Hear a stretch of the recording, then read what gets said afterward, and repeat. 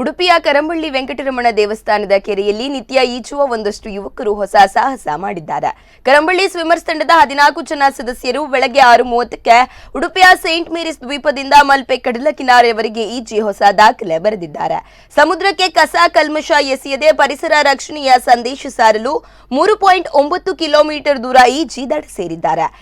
ನಿನ್ನೆ ಮುಂಜಾನೆಯ ವೇಳೆ ಸಮುದ್ರದ ಅಲೆಗಳ ಸೆಳೆತ ತೀವ್ರವಾಗಿ ಇದ್ದುದರಿಂದ ಸುತ್ತಿಪುಳಿಸಿ ಈಜಿ ದಡ ಸೇರುವುದು ಸವಾಲಾಗಿತ್ತು. ಅಂದಾಜು 2.25 ಗಂಟೆಗಳ ಕಾಲ ನಿರಂತರ ಕಡಲಿನಲ್ಲಿ ಈಜುವುದು ಸಾಹಸವೇ ಆಗಿತ್ತು. ಕರಂಬಳ್ಳಿ ವೆಂಕಟರಮಣ ದೇವಸ್ಥಾನದಲ್ಲಿ ಬೆಳಗ್ಗೆ ಮತ್ತು ಸಂಜೆ ಈಜಾಡುವ ಮತ್ತು ಆಸಕ್ತರಿಗೆ ಈಜು ಕಲಿಸುವ ಈ ತಂಡದಲ್ಲಿ 4 ವರ್ಷದ ಪುಟಾಣಿಗಳಿಂದ ಹಿಡಿದು 70 ವರ್ಷದ ಹಿರಿಯರು ಜೊತೆಗಿದ್ದರು. ಈ ತಂಡ ಎಲ್ಲರಿಗೂ ಉಚಿತ ತರಬೇತಿ ನೀಡುತ್ತಿದೆ. ಈಜಿನ ಜೊತೆಗೆ ಕೆರೆಯ ಸ್ವಚ್ಛತೆ, ನೀರು, ಪರಿಸರ ಸಂರಕ್ಷಣೆಯಲ್ಲೂ ಕರಂಬಳ್ಳಿ ಸ್ವಿಮ್ಮರ್ಸ್ ಕಾಳಜಿ ತೋರಿದ್ದಾರೆ.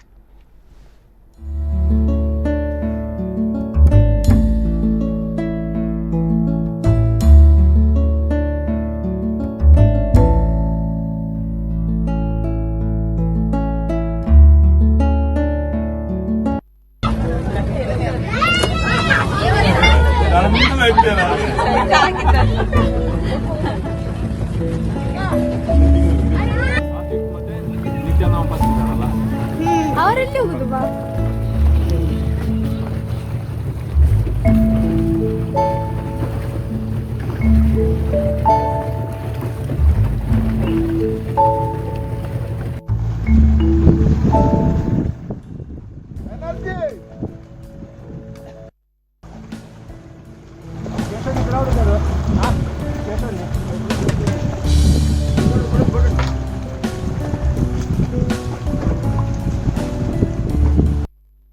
ಒಲ್ಲಂದೇ ಗೊತ್ತಾಗುತ್ತೆ.